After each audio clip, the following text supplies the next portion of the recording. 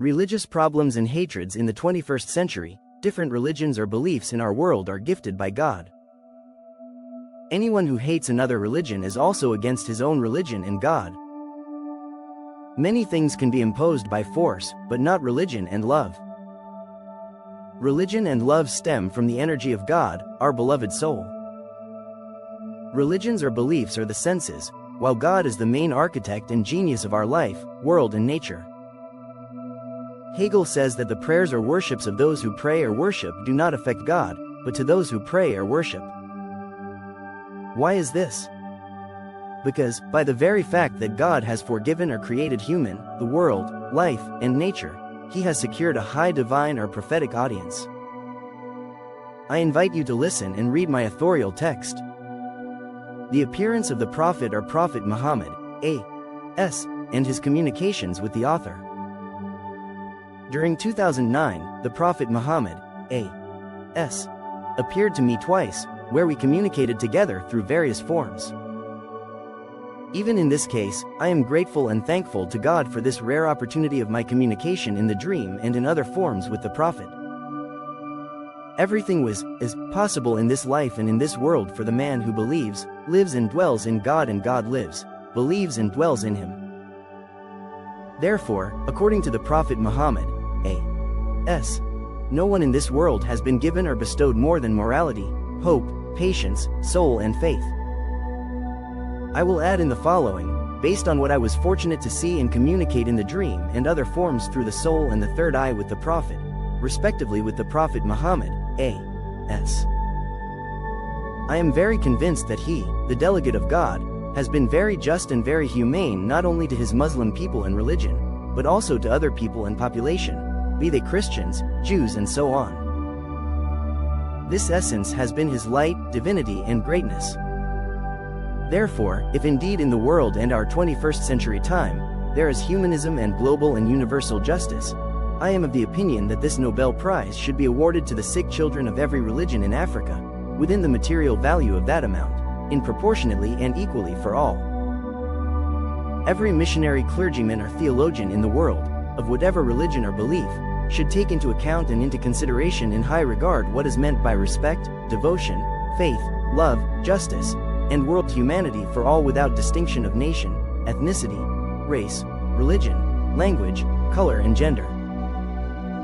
This, too, must apply to the various world or international leaders who must recognize and respect justice, humanism, and the high divine and universal values of human life, according to which God is one and universal for all. Let me continue to say that God wanted there to be not just one nation, one language, one race, one gender, one religion or belief. This is the will of God. This is the formula of divine or prophetic baptism. This is the key to justice, humanism and global or universal happiness. For more, dear readers, I solemnly and morally invite you to read and reflect on the testament of the Prophet Muhammad, A.S., written and sealed with the palm of his hand, the letter of the Prophet Muhammad that is valid until the day of judgment or the end of the world. What does it say about Christians? According to the tradition of the Christian monks of the monastery, Saint Catherine, in Sinai, the Prophet Muhammad often visited the monastery and had conversations with Christian clergy. This document was written in 626, while it consists of several provisions about related terms on life of Christians under the Islamic leadership of the Prophet.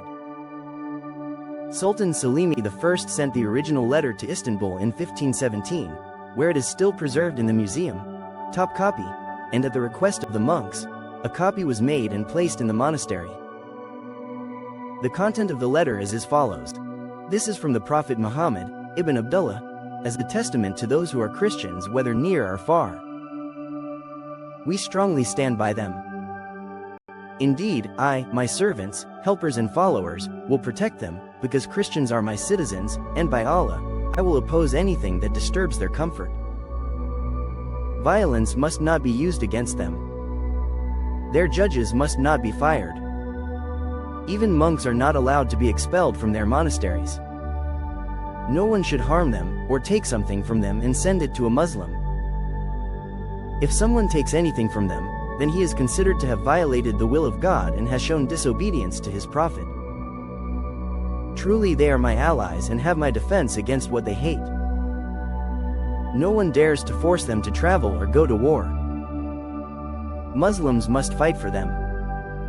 If a Muslim wants to marry a Christian woman, the marriage must not take place without the consent of the Christian woman, and she must not be prevented by the Muslim husband from visiting the church to pray. Their churches must be respected, their reconstructions must not be hindered, nor must the sacred things of their writings be forbidden. None of the Muslims dare to disobey this will until the day of judgment. If, in case, humanity really respects this human testament, then peace and harmony would prevail in our world.